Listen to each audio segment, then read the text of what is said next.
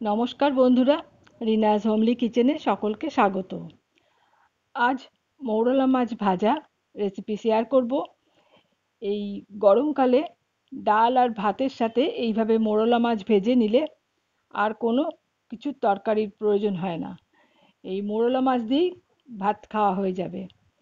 আর এখানে আমি মৌরলা মাছটা ভাজার জন্য 200 গ্রাম মৌরলা মাছ কেটে ধুয়ে জল ঝরিয়ে নিয়েছি। দিয়ে দিলাম হাফ চামচ নুন আর হাফ চামচ হলুদ। নুন আর হলুদ দিয়ে মাছগুলোকে ভালো করে মাখিয়ে নেব। তারপর 10 থেকে 15 মিনিট আমি মাছটাকে রেখে দেব। আর ততক্ষণে আমি এখানে পেঁয়াজ, রসুন আর কাঁচা লঙ্কা কেটে নিচ্ছি।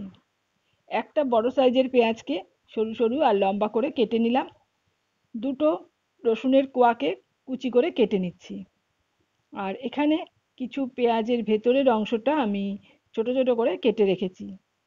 3টে কাঁচা লঙ্কা নিয়েছি, কাঁচা লঙ্কাগুলোকে মাঝখান থেকে চিড়ে রেখে দেব।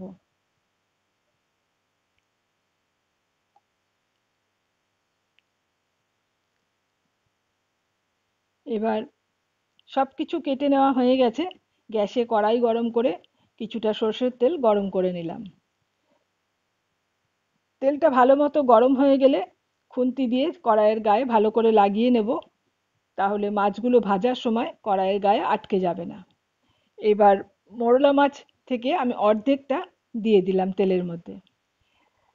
1 মিনিট মতন ভাজা হয়ে গেলে উল্টে অপর পিঠটা ভেজে নিচ্ছি। 2 পিঠ খুব ভালো করে ভেজে নিয়েছি।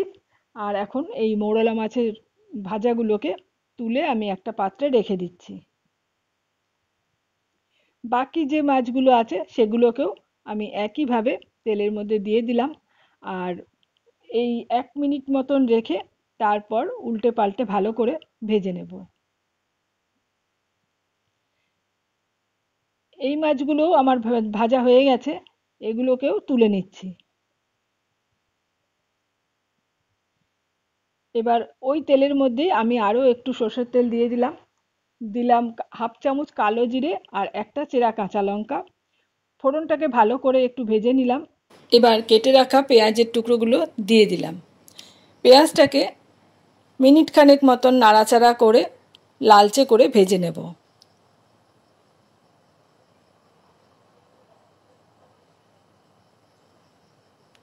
পেঁয়াজটা ভালো মতন ভাজা হয়ে গেলে এর মধ্যে রসুন কুচিটা দিয়ে দেব। রসুনটার কাঁচা গন্ধ চলে গেলে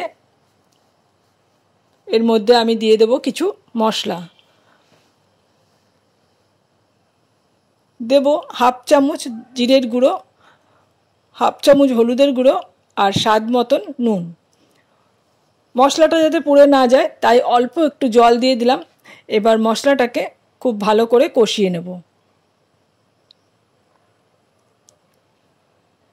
মিনিট খানেক মতন মশলাটাকে কষিয়ে নেওয়ার পরে ভেজে রাখা মৌরলা মাছগুলো দিয়ে দিলাম।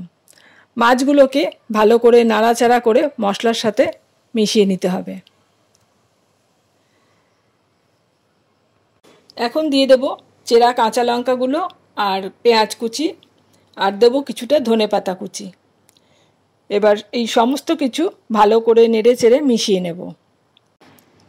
তৈরি হয়ে গেল আমার আজকের রেসিপি মৌরলা মাছ ভাজা। আমি একটা সার্ভিং ডিশে সার্ভ করে নিচ্ছি। আর রেসিপিটা তোমাদের কেমন লাগলো কমেন্ট করে জানিও।